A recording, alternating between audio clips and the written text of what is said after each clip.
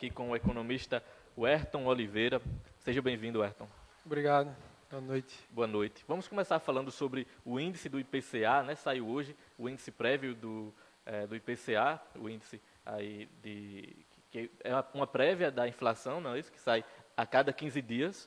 E o resultado, parece-me que houve uma alta de 0,64%. Isso preocupou alguns economistas. Eu li alguns textos na internet sobre esse índice, o que significa na prática esse aumento de 0,64% no índice do IPCA. Boa noite a todos. É bom que se deixe claro que esse indicador que saiu hoje é um indicador da inflação oficial, né? Esse foi o IPCA 15, que ele é medido do dia 15 do mês anterior ao dia 15 desse mês. Então, ele já mostra um pouco o que será o desempenho do IPCA no final do mês. O IPCA, a inflação oficial, ele é calculado do primeiro dia até o último dia útil do mês. Então, ele já, com um crescimento de 0,64, já mostra um avanço no índice, que a gente vinha tendo um índice até baixo, uma média de 0,3, 0,4, mas nesses últimos 2 meses tivemos um aumento significativo nesse indicador. E o que traz esse aumento? O que provoca esse aumento? Vinha estabilizada a economia, o índice, e houve agora esse aumento. O que provocou essa mudança? Até meados de maio, a gente estava tendo o índice, como eu falei, médio de 0,40 por mês, 0,30, um índice bem baixo mesmo para os padrões brasileiros. Mas, com a greve dos caminhoneiros, que se iniciou no dia 21 de maio, tivemos um súbito aumento nos alimentos, principalmente, e nos derivados. Tivemos também no mês passado uma alta de 1,26 do IPCA, que foi a maior alta dos últimos anos, que trouxe também, por conta justamente da bandeira vermelha da energia e aumento dos alimentos. Então, os dois forçaram o índice para cima. Então, a gente está vendo um resultado já semelhante no IPCA 15, que já vem trazendo essa carga de elevação de preços. Esse índice que saiu hoje pode afetar o resultado final da inflação? O governo está dentro da meta do governo federal? Isso pode preocupar o planejamento do governo federal? A meta do Banco Central é de 4,5% ao ano. Então, a inflação dentro de 4,5%, com a banda de 1,5% para menos e 1,5% para mais. Até maio, a gente estava abaixo de 3%, que estava abaixo da meta prevista. Mas, com o aumento de 1,26%, impulsionou, a gente já está em 4, alguma coisa. Então, a gente já está se aproximando do centro da meta, o que é importante para o Banco Central ficar de olho. Por quê? Porque ele vai trabalhar toda aquela política de juros com base na inflação. E como ele já vem sinalizando, o Copom já vem sinalizando, o Comitê de Política Monetária, que vai manter essa taxa em 6,5% por alguns períodos, até que se prova o contrário, por conta justamente da instabilidade econômica internacional, que tem forçado também o aumento do dólar. E você perguntou também se tem influência no final do ano na inflação oficial. Exato. Tem, porque isso já é um indicador. Esse IPCA 15 já serve como indicador do IPCA cheio, né? Então, é provável que esse resultado também venha acima do esperado para o mês de julho. Entendi. Me explica algo que não diz respeito só a mim, mas muitas pessoas têm dúvida. Eu acho que há 2 anos atrás, era isso mesmo, a inflação estava na casa dos 2 dígitos, né? Acredito que 12% ainda no governo Dilma Rousseff. Depois houve essa estabilização, a inflação está abaixo da meta, inclusive, né?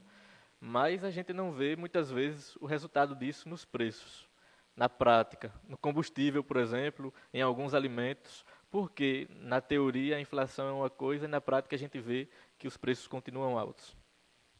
Boa pergunta, Felipe. Excelente pergunta, por sinal. Muitas vezes, a gente, quando trabalha com inflação, a gente acha que hoje está havendo uma desinflação. Eu vejo muito em jornais, em revistas, alguns errozinhos de escrita por conta disso. Deflação é quando os preços estão caindo. O nosso não está caindo. Isso acontece no Japão, Suíça, países desenvolvidos. Isso está passando por um processo de deflação. Nós estamos passando por um processo de desinflação. O que é isso? Uma diminuição no ritmo de velocidade de crescimento de preço. Se o preço estava subindo muito alto, que chegou a 2 dígitos, né, em 2015, no governo Dilma, acima de 10%, De lá para cá, a gente vem reduzindo isso. Não quer dizer que os preços estão diminuindo, eles estão subindo com a velocidade menor. Eles continuam subindo, mas numa velocidade menor. Então, muito do que ocorreu em 2015, a gente sabe que foi por conta de erros de políticas macroeconômicas que causaram tudo isso. Mas de 2015 para cá, com a recessão econômica, a própria demanda, a baixa demanda, forçou os preços para baixo. Então, a gente viu uma acomodação de preço por conta justamente da insuficiência da demanda em comprar produtos e serviços. Ou você baixava o preço, ou você não vendia. Então, com o passar do tempo, a gente foi reduzindo a inflação, a queda nos preços, os juros foram caindo e foi tudo se amenizando. A recessão, diante desse IPCA que saiu agora, dos últimos 15 dias, a gente pode dizer que a recessão ela realmente está chegando ao fim? Tem alguma indicação, algum sinal disso no IPCA? O ano passado, nós tivemos 4 trimestres de crescimento de PIB positivo. Sim. Abrimos esse ano positivo também, mas Exato. menos do que a gente esperava. O resultado foi menor do que o esperado. Agora, a expectativa é para esse segundo trimestre. Isso aí irá o resultado de 31 de agosto, o IBGE vai divulgar. E esse problema todo da greve dos caminhoneiros pode influenciar negativamente o desempenho da economia. Saiu um dado do Banco Central, que é o IBCBR, que é uma prévia do PIB, que ele mostrou justamente isso. Uma queda grande na produção industrial. Basta ver o indicador que saiu há 15 dias do IBGE, que tivemos uma queda de 11% na produção industrial. Muito ainda por conta da greve dos caminhoneiros, que estancou a produção e não avançamos. Então, o processo que vinha caminhando lentamente, mas vinha, pode ter um desdobramento negativo nesse segundo trimestre. Eu acho que a pergunta, para resumir, seria se o IPCA tem alguma interferência, esse resultado vai interferir no PIB, no resultado do PIB, no Produto Interno Bruto. Essa seria a pergunta.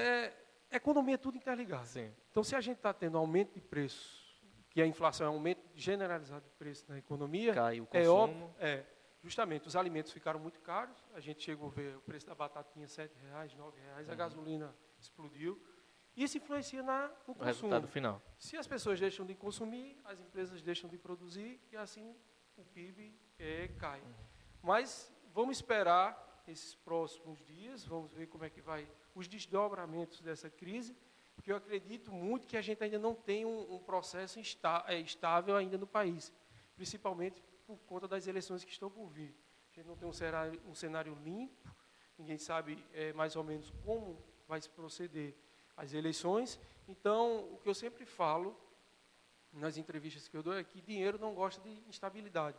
A gente vive num momento de instabilidade. Sim. E investidor nenhum, empresário nenhum vai investir. Enquanto não houver uma estabilidade política, financeira, a gente vai ficar assim. Entendi. Inclusive, você tocou num ponto-chave, né, que é a política, que reflete na economia. Se a política vai bem, aquela velha frase, a economia vai bem. Se vai mal, a economia vai mal. E nós estamos recebendo